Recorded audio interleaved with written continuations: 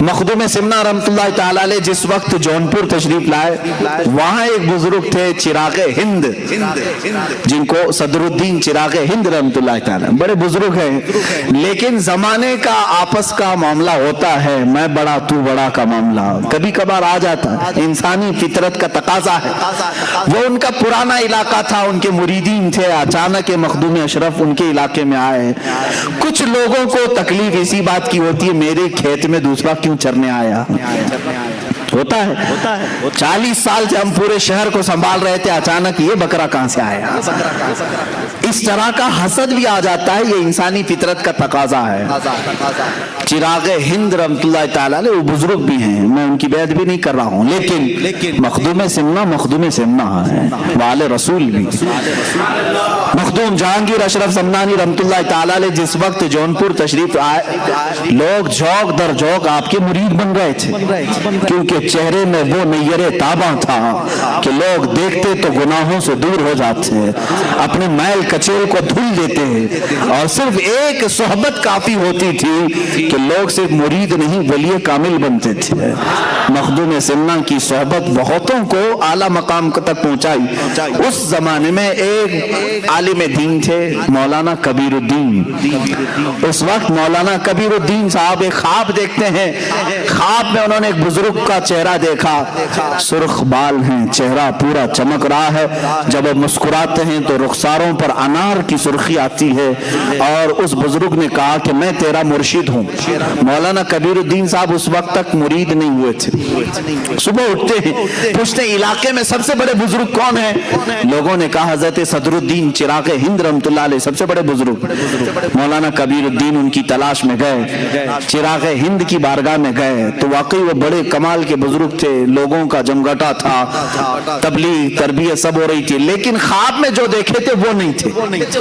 مولانا کبیر الدین نے کہا میں نے خواب میں جو بزرگ کو دیکھا وہ یہ نہیں ہے، تو وہ وہاں سے اٹھ کر کے چلے آئے، کہا کہ میں یہ بزرگ کو خواب میں نہیں دیکھا۔ چراغ ہند رحمۃ اللہ علیہ نے پوچھا یہ مولوی کیوں آیا تھا؟ کہا کہ حضور بیعت کرنے کے لیے آیا تھا۔ کہا پھر کیوں نہیں ہوا؟ کہا پتہ نہیں، اس نے کچھ اور چہرہ دیکھا ہے۔ تو چراغ ہند ناراض ہوئے، پوچھا کہ دیکھو یہ جاتا کہاں ہے؟ مولوی صاحب کہاں آئے؟ مولانا کبیر الدین سیدھے مخدوم اشرف کے پاس آئے۔ اس وقت آپ ایک مسجد میں جلوہ بار تھے چند مریدین کے ساتھ، جیسی مسجد میں مولانا کبیر الدین آئے پہلی نظر میں پہچان لیا خواب میں آنے والے یہی بزرگ تھے۔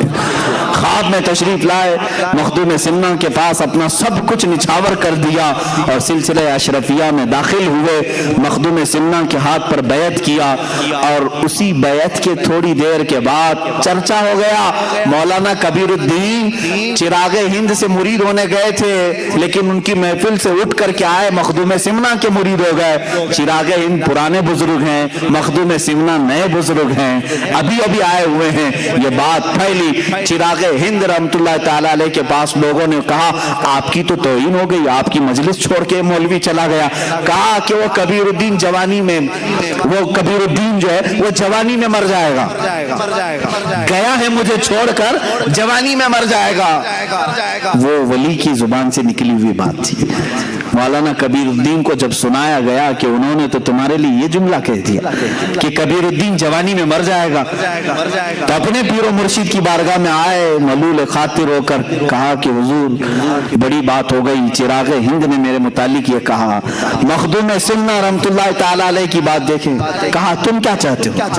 اپنے مرید سے کہا تم کیا چاہتے ہو؟ تم بھی اپنی زبان سے کچھ نہ کچھ بولو اور اللہ اسے پورا کرے گا، اللہ اسے پورا کرے گا۔ یہ مخدوم سمنا کا تصرف دیکھیں۔ پہلی بات میں تو آپ نے کہا کہ میرے مرید تیرا نام کبیر ہے۔ کیا ہے؟ تیرا نام کبیر ہے، اور کبیر بوڑھے کو کہتے ہیں، جوانی میں تو کیسے مرے؟ نام کبیر ہے تیرا، تو بوڑھا ہو کے مرے گا۔ مخدوم سمنا نے کیا کہا؟ تو بوڑھا ہو کر کے مرے گا۔ تھوڑی دیر مراقبہ کیا، کہا لیکن انہوں نے جو کہا ہے وہ بھی بات ہو گئی ہے، وہ بھی اللہ کی بارگاہ میں قبول ہے، دونوں کی زبان سے نکلا ہے۔ تو مخدوم سمنا نے کہا تو کچھ بول، تیری زبان سے تو کیا چاہتا ہے؟ کہا کہ حضور میں کیا کہوں، وہ بڑے ہیں، بس انہوں نے میرے لیے جو کہا ہے وہ ان کے لیے بھی ہو جائے۔ انہوں نے کہا نا جوانی میں مر جائے، میرے لیے جو انہوں نے کہا وہ ان کے لیے بھی ہو جائے۔ بات آئی گئی، یا اولیاء کاملین کی بات کو ہلکا نہ سمجھو میرے عزیزو، گفت ہے او گفت ہے خدا بوت، یہ کہا گیا ہے فارسی میں، گرچہ از حلقوم عبداللہ بوت، اگرچہ یہ عبداللہ یعنی اللہ کا بندہ کہہ رہا ہے، لیکن اولیاء کے زبان سے نکلے ہوئے کلمات اللہ کے ہوا کرتے ہیں۔ ہوا یہ معاملہ مولانا کبیر الدین رحمت اللہ تعالیٰ علیہ مخدوم سمنا کے مرید 25 سال کی عمر کے تھے۔ کتنے؟ 25 سال کی عمر۔ 25 سال کی عمر میں آپ کے پورے بال سفید ہو گئے، دانت جھڑ گئے، کمر ٹیڑھی ہو گئی، ہاتھ میں لکڑی آ گئی۔ کتنی عمر میں؟ 25 سال کی عمر میں۔ اور 25 سال کی عمر میں اتنا بڑھاپا جیسے لگتا تھا کہ 90 سال کی عمر ہے۔ کوئی آپ کو نہیں کہہ سکتا تھا 25 سال کی عمر ہے۔ اور اس 25 سال کی عمر میں آپ نے لکڑی بھی لے لی، سفید بال، کمر ٹیڑھی، لیکن ادھر چراغ ہند رحمت اللہ تعالیٰ ان کے مولانا کبیر الدین کے انتقال سے 5 سال پہلے ہی جوانی میں وصال کر گئے، وہ انتقال کر گئے۔ چراغ ہند ان کی زبان سے جو نکلا وہ بھی ہوا، اور چراغ ہند نے جو کہا تھا وہ کیسے ہوا؟ 25 سال کی عمر میں ہی مولانا کبیر الدین کا انتقال ہوا۔ لوگوں نے کہا کہ حضور آپ نے تو فرمایا تھا یہ بوڑھا ہو کے مرے گا۔ مخدوم سمنا نے فرمایا تم نے نہیں دیکھا وہ بوڑھا ہو کر کے ہی مرا ہے، یعنی 25 سال کی عمر میں ہی اسے 90 سال تک کے اللہ نے لطف عطا کر دیے ہیں۔ زندگی کی جتنی بہاریں تھیں اس نے 25 سال کی عمر میں دیکھ لیا۔ عزیزان گرامی، یہ زبان کی تاثیر ہے۔ اب یہاں جو معاملات ہوئے تھے وہ میں ذکر کر رہا ہوں مخدوم سمنا کے ساتھ۔ چراغ ہند، ظاہر سی بات ہے ان کے بھی بڑے کرامات تھے، تصرفات تھے، دیکھیں مقابلہ ہوا۔ اولیاء کاملین اس طرح مقابلہ نہیں کرتے، لیکن کبھی کبھار ہوا ہے۔ مخدوم سمنا ایک بار بیٹھے ہوئے ہیں مسجد میں، لوگوں کو تربیت دے رہے ہیں، مریدین بڑھ گئے۔ چراغ ہند نے دیکھا، باہر سے انہوں نے پتہ نہیں ہاتھ اٹھائے یا کچھ کیا تو پوری مسجد میں آگ کی جیسی گرمی بھر گئی، اتنا گرم کہ جیسے آگ کے شعلے اٹھ رہے ہوں۔ 1 2 3 کرتے کرتے لوگ اٹھنے لگے، سب جانے لگے۔ ظاہر سی بات ہے کون گرمی کو برداشت کرے گا؟ تو مخدوم سمنا رحمت اللہ علیہ کے چند مریدین تھے باقی رہ گئے جو گرمی کو برداشت بھی نہیں کر پا رہے تھے۔ مخدوم سمنا رحمت اللہ علیہ نے کہا کہ یہ صرف لگایا ہوا چراغ ہے، چراغ ہند نے کیا تھا، اس چراغ کو تھوڑے سے پانی کی ضرورت ہے، اس گرمی کو ہلکا کرنے کی تھوڑے سے پانی کی ضرورت ہے۔ مخدوم سمنا رحمت اللہ علیہ کے بغل میں ایک پانی کا لوٹا رکھا ہوا تھا، آپ نے اپنے ہاتھ میں تھوڑا سا پانی لیا، یوں چھڑک دیا، پانی کی چند قطریں یا بوندیں گری، ساری گرمی غائب ہوئی، لیکن چراغ ہند جو باہر سفر پر تھے پیر پھسل کر کے دریا میں ڈوب گئے، ندی میں آ گئے، پانی میں گر گئے۔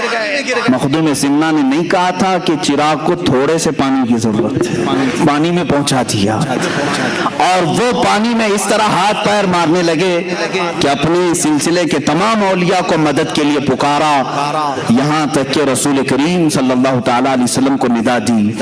تاریخ میں لکھا ہوا ہے میرے آقا صلی اللہ تعالیٰ علیہ وسلم مدد کے لیے ضرور تشریف لائے، لیکن جلال کے ساتھ ظاہر ہوئے، کہا صدر الدین چراغ ہند سے کہ تیری غلطی ہے کہ تیرے شہر میں نیا مہمان بھی تھا اور میرا بیٹا بھی تھا، تو نے دونوں خیال نہیں کیے جس کی وجہ سے تجھے پانی میں ڈھکیل دیا گیا۔ حضرت چراغ ہند رحمت اللہ تعالیٰ علیہ نے اپنی ان تمام کوتاہیوں سے معافی طلب کی، اور ان کے سلسلے کے جتنے اولیاء تھے، مشائخ تھے، وہ سب مخدوم سمنا کے پاس آئے ان کی درخواست لے کر کے کہ اے مخدوم اشرف آپ اس چراغ ہند کو معاف کر دیں، اگر آپ نہ معاف کریں گے تو اللہ کے نبی بھی انہیں نہیں معاف کریں گے۔ رسول کریم صلی اللہ تعالیٰ علیہ وسلم کی بارگاہ سے اس کے لیے ہم معافی کی طلبگار درخواست لے کر کے آئے ہیں۔ یہ سلسلے کے بڑے مشائخ کو دیکھا، ان کی روحیں آئی ہوئی ہیں، مخدوم سمنا رحمت اللہ تعالیٰ علیہ نے انہیں معاف فرمایا، وہ پانی سے باہر نکلے اور پھر میرے آقا سرکار مخدوم پاک کی قدموں میں تشریف لائے اور زندگی بھر پھر آپ کے احترام اور ادب بھی کرتے رہے۔ عزیزان گرامی، اس طرح جو وقت کا غوث ہوتا ہے اس سے اگر کوئی ٹکر لیتا ہے تو اس کی تمام تر نعمتیں چھین لی جاتی ہیں۔ مخدوم سمنا رحمۃ اللہ تعالی علیہ اپنے وقت کی غوثیت کے مقام پر فائز تھے، جنہوں نے بھی ٹکر لی ہے وہ ہمیشہ کے لیے خائب و خاسر ہوئے ہیں۔